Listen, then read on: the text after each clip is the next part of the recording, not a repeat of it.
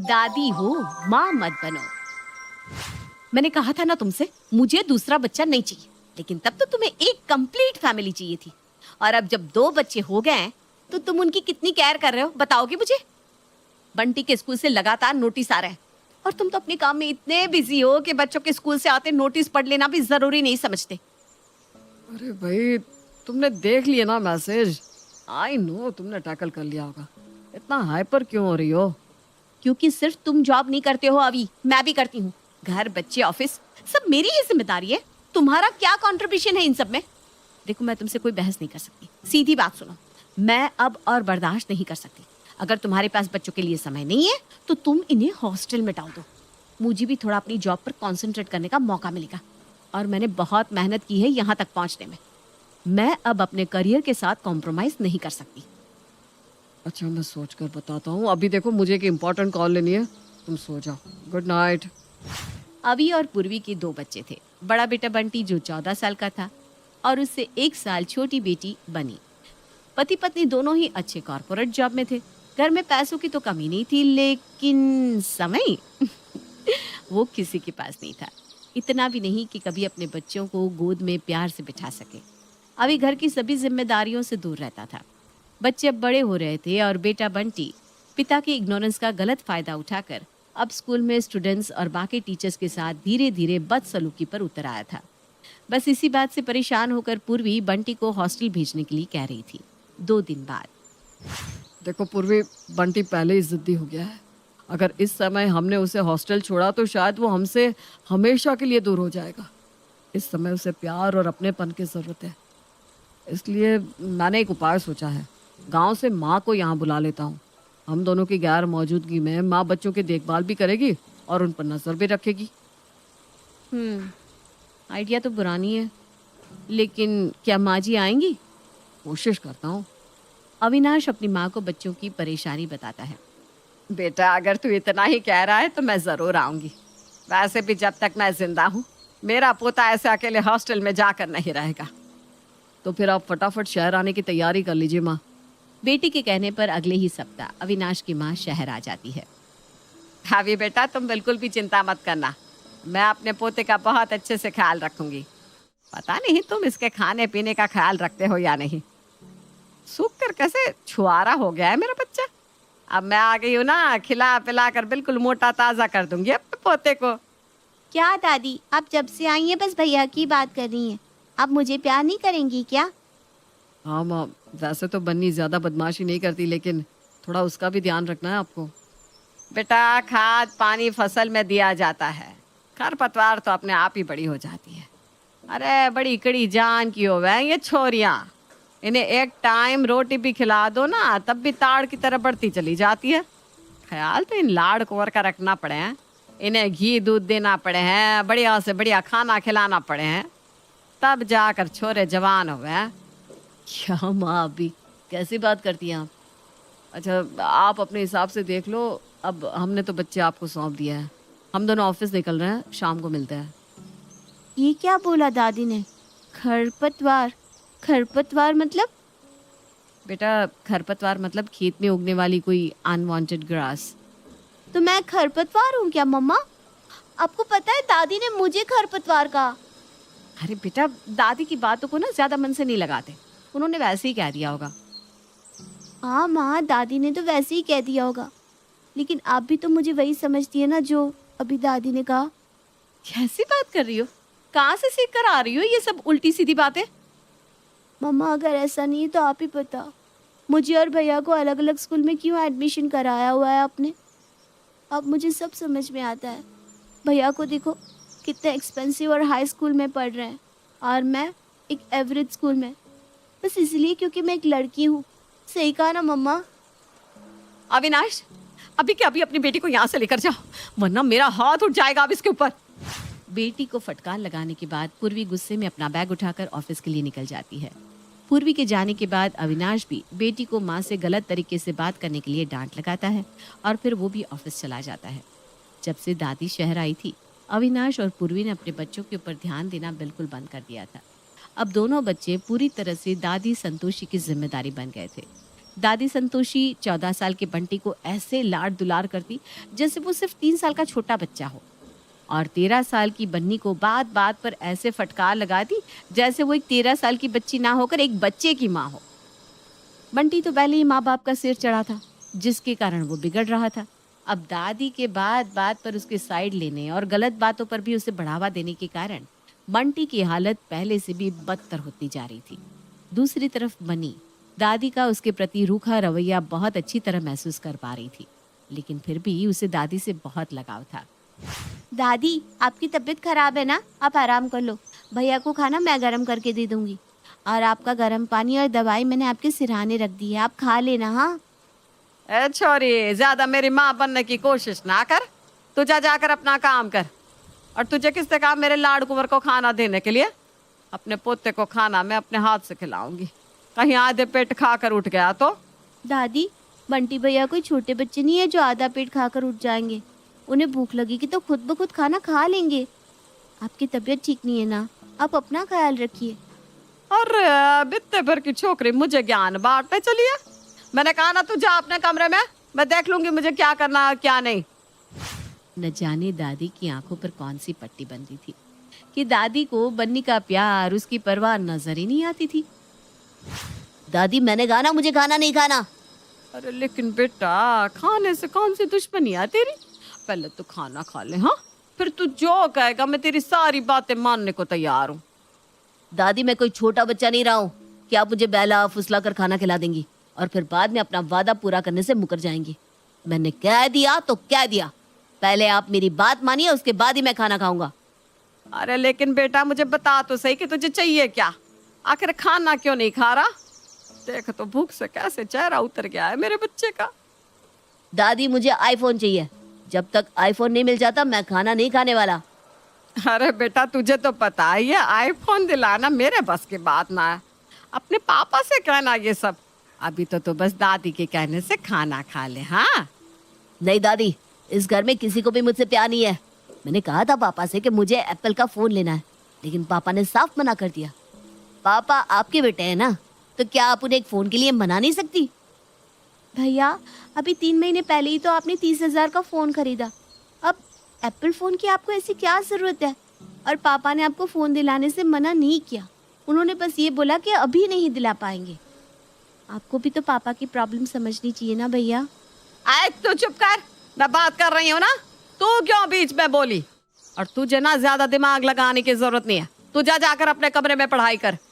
दादी की बात सुनकर बन्नी अपने कमरे में चली जाती है और उधर खाना न खाने की धमकी देकर बंटी दादी को आईफोन खरीदने के लिए मना ही लेता है। मैंने दूध निकाल कर रख दिया है, दूध पी लेना दोनों। ठीक है दादी, पी लूंगी। बन्नी जाकर टेबल पर रखा हुआ दूध का ग्लास उठाती है। आए छोरी, वापस रख दूध का ग्लास, रख। वो ग्लास तेरा ना है, वो मेरे लाड कुंवर का है। इसमें मैंने काजू बादाम और छुआरे पीस कर डाले हैं। तेरा दूध वो वाला है, पी ले चुपचाप। कोई बात नहीं दादी, आप जो ग्लास कहेंगी मैं उसी ग्लास से दूध पी लूंगी। अब तो आप खुश हो ना? कुछ दिन बाद मम्मी, मुझे आपसे कुछ बात करनी है। आप और पापा तो ऑफिस चले जाते हो, और आपके ऑफिस जाने के बाद दादी मेरी किसी बात पर ध्यान नहीं देती। क्या बात है, साफ साफ बोल। मैं 2 दिन से दादी से कह रही हूँ कि भैया से कहकर मुझे थोड़ी देर के लिए लैपटॉप दिलवा दे, मुझे अपने स्कूल के लिए प्रेजेंटेशन बनानी है। लेकिन ना तो दादी मेरी बात सुनती है ना भैया, और भैया से कुछ कहो तो वो इतनी बदतमीज़ी से मुझसे बात करते हैं कि क्या बताओ। भैया तो मुझे अपने कमरे में घुसने भी नहीं देते। अरे बेटा, भैया बड़ा है, तुम्हें उसकी प्राइवेसी का ख्याल रखना चाहिए ना। अगर उसे पसंद नहीं तो तुम क्यों उसके कमरे में जाती हो? मम्मा, मुझे लैपटॉप की ज़रूरत है, तो फिर मुझे दूसरा लैपटॉप दिलवा दीजिए, फिर मैं उनसे कोई सामान नहीं मांगूंगी। देखो बेटा, नया लैपटॉप खरीदने का तो हमारा बजट है नहीं अभी। सो सॉरी, तुम अपनी किसी फ्रेंड से मांग कर काम चला लो। और अभी मुझे ऑफिस के लिए प्रेजेंटेशन बनानी है, कल बात करते हैं। लेकिन मम्मा। बन्नी की बात पूरी सुने बिना ही पूर्वी लैपटॉप पर अपना काम करने लगती है।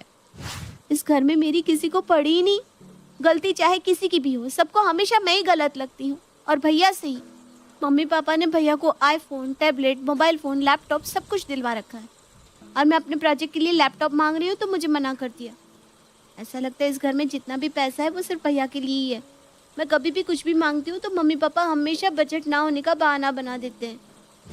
हर गुजरते समय के साथ दादी की मनमानियां और पक्षपात बढ़ता ही जा रहा था, लेकिन बन्नी के मम्मी पापा ने बिल्कुल उदासीन रवैया अपना रखा था। बिल्कुल कहीं ना कहीं वो भी दादी की सोच और बातों को समर्थन दे रहे थे। बन्नी को भी अब घर में किसी से खास उम्मीद नहीं थी। उसे इस माहौल में रहने की आदत सी हो गई थी। समय अपनी रफ्तार से गुजरता जा रहा था। बन्नी और बंटी भी अब देखते ही देखते कॉलेज में पहुंच गए थे। हे भगवान, ये बंटी भैया है क्या? ये तो अपने दोस्तों के साथ स्मोकिंग कर रहा है। ये तो गलत बात है। मुझे भैया से बात करनी चाहिए। थोड़ी देर बाद जब बंटी घर पहुंचता है तो बन्नी उसे स्मोकिंग के बारे में पूछती है। भैया, आज मैंने आपको कॉलेज में स्मोकिंग करते हुए देखा था। आपको पता है अगर पापा को ये सब पता चलेगा तो उन्हें कितना बुरा लगेगा? ए चुया, ज्यादा बकबक मत कर और जाकर अपने कमरे में बैठ, वरना मैं पापा को पता नहीं क्या क्या बता दूंगा। लेकिन आप पापा को क्या बता देंगे? गलती आपने की और उल्टा आप मुझे धमका रहे हैं। आप प्रॉमिस करिए कि आप आज के बाद कभी भी स्मोकिंग नहीं करेंगे, वरना मैं सीरियसली पापा को बता दूंगी। अच्छा, जा जाकर बता दे, मैं किसी से नहीं डरता। बंटी की बात सुनकर बन्नी को बहुत हैरानी होती है। शाम को जब पापा घर आते हैं तो बन्नी पापा को बंटी की खराब आदतों के बारे में बताती है। पापा, बंटी भैया मेरे बड़े भाई हैं। मैं नहीं चाहती कि उनकी लाइफ में कुछ भी ऐसा वैसा हो, इसलिए मैं आपको पहले से अलर्ट कर रही हूँ। भैया कॉलेज में बहुत बिगड़े हुए लड़कों के साथ घूमते हैं। मैंने उन्हें कई बार स्मोकिंग करते हुए भी देखा है। इतना ही नहीं, 2 दिन पहले तो वो कॉलेज कैंटीन में बैठकर क्लासेस बंक कर रहे थे। और पापा वो बैटिंग भी करते हैं। बैटिंग? हाँ पापा, सट्टेबाजी, यानी कि पैसों पर शर्त लगाना, और फिर जो शर्त जीतता है वो उन पैसों से सबको शराब पिलाता है। मुझे अपने बेटे पर पूरा भरोसा है। जवान लड़का है, कभी कभार यार दोस्तों में सभी लड़के इस तरह की मस्ती मजाक करते हैं, लेकिन इसका मतलब ये नहीं कि बंटी आवारा हो गया है या हमारे हाथ से बाहर निकल गया है।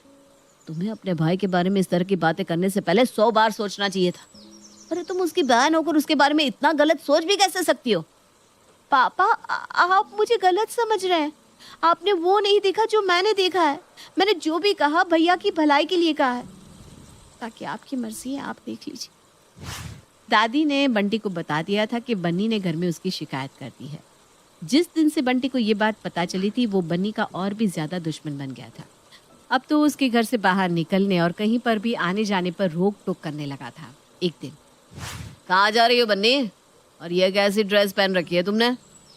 आज मेरी फ्रेंड का बर्थडे है भैया, और मैंने कैसी ड्रेस पहन रखी है? जीन्स टॉप ही तो पहना हुआ है। आपको मेरी ड्रेस से कुछ प्रॉब्लम है क्या? वैसे तो तुम संस्कार की बहुत बड़ी बड़ी बातें करती हो। संस्कारी लड़कियां ऐसे कपड़े पहनती है क्या? जाओ, जाकर सलवार कमीज पहनो। ये क्या तानाशाही है भैया? मेरा जो मन करेगा मैं वही पहनूंगी, और मैंने कोई गलत कपड़े नहीं पहने हैं। ए छोरी, बड़े भाई की बात सुनना सीख। बंटी जो कह रहा है वो बिल्कुल ठीक है। पहली बात तो ये आवारा लड़कियों की तरह दोस्तों के साथ जन्मदिन मनाने का हमारे यहाँ कोई चलन ना है। और दूसरी बात, आज के बाद तू घर से बाहर निकलेगी तो ढंग के कपड़े पहन कर निकलेगी। या अंग्रेजी पैंट कमीज पहनकर घर से बाहर जाने की ना कोई जरूरत ना है। दादी और बंटी ने अब उसका जीना मुश्किल कर दिया था।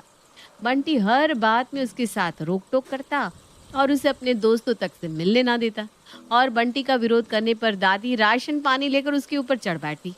मम्मी पापा को भी कुछ बताने से कोई फायदा नहीं था। वे दोनों उसी बात को सच मान लेते थे जो दादी उन्हें बताती थी।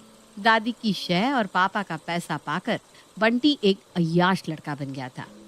न्यू ईयर की शाम थी। पूर्वी और अविनाश ऑफिस की तरफ से 3 दिन के टूर पर गए थे। घर में सिर्फ दादी, बन्नी और बंटी ही थे। दादी, कुछ देर में मेरे दोस्त यहाँ पार्टी के लिए आने वाले हैं। जितनी देर में अपने दोस्तों के साथ पार्टी करूँगा, आप अपने कमरे में रहना। अरे मेरे लाड़ कुंवर के दोस्त आ रहे हैं तो मैं अपने कमरे में क्यों रहूँगी भला? और अगर मैं अपने कमरे में बैठी रहूँगी तो तेरे यार दोस्तों को चाय पानी कौन देगा फिर? दादी, आपको चाय पानी देने की ज़रूरत नहीं है, वो सब मैं देख लूँगा। मैंने जितना कहा आप उतना सुनो। आपको किसी के भी सामने आने की कोई ज़रूरत नहीं है। बंटी की बात दादी को बहुत अजीब लगती है, लेकिन फिर भी पोते की इच्छा समझकर दादी अपने कमरे में जाकर बैठ जाती हैं। कुछ ही देर में बंटी ने तेज आवाज में म्यूजिक चला दिया था। लगभग आधे घंटे के अंदर उसके 10-12 दोस्त हॉल में जमा हो गए थे, जिसमें कुछ लड़कियां भी थी जिन्होंने बहुत छोटे छोटे कपड़े पहन रखे थे। दादी अपनी खिड़की से सब कुछ देख रही थी। तभी उसका दोस्त शराब की बोतल लेकर घर में घुसा। अरे ये सब क्या हो रहा है मेरे घर में? इसका मतलब ये बंटी यहाँ पर अपने दोस्तों को शराब पिलाने वाला है, और ये नाश पीटी लड़कियाँ कैसे बेहुदा कपड़े पहनकर आई हैं। इन्हें तो मैं अभी घर से बाहर करती हूँ। दादी गुस्से में पैर पटकती हुई हॉल में पहुंचती है तो देखती है कि बंटी ने होठों में सिगरेट लगाई है और शराब का ग्लास हाथ में लेकर वो तेज म्यूजिक की धुन पर थिरक रहा है। अरे बंद करो ये बेहुदा अंग्रेजी गाने, और अभी के अभी घर से बाहर निकलो तुम सब के सब। तुम्हारी हिम्मत भी कैसे हुई हमारे घर में ये शराब की बोतलें और सिगरेट लेकर घुसने की? बंटी ये कौन है और क्या बोल रही है? तूने यहाँ हमें इंसल्ट करने के लिए बुलाया क्या? मैंने आपको मना किया था ना कि आप रूम से बाहर मत आना, फिर आप यहाँ क्या करने आई हो? अरे चुप रह तू, मुझे तुझसे कोई बात ही नहीं करनी। और तुम सब के सब यहाँ से निकलते हो या धक्का देकर निकालू बाहर? दादी, आप दादी हो मेरी, माँ बनने की कोशिश मत करो। और हमें घर से बाहर निकलने वाली अब होती कौन हो? खुद तो यहाँ मेरे बाप के टुकड़ों पर पल रही हो और मुझे मेरे घर से बाहर करोगी? एक सच बताऊं, इस घर में ना आपकी हैसियत एक आया से बढ़कर कुछ भी नहीं है। अगर मैं अभी पापा को कहूँ तो आज के आज आपको आपके गांव भिजवा देंगे। भैया, शर्म नहीं आती आपको दादी से इस तरह बात करते हुए?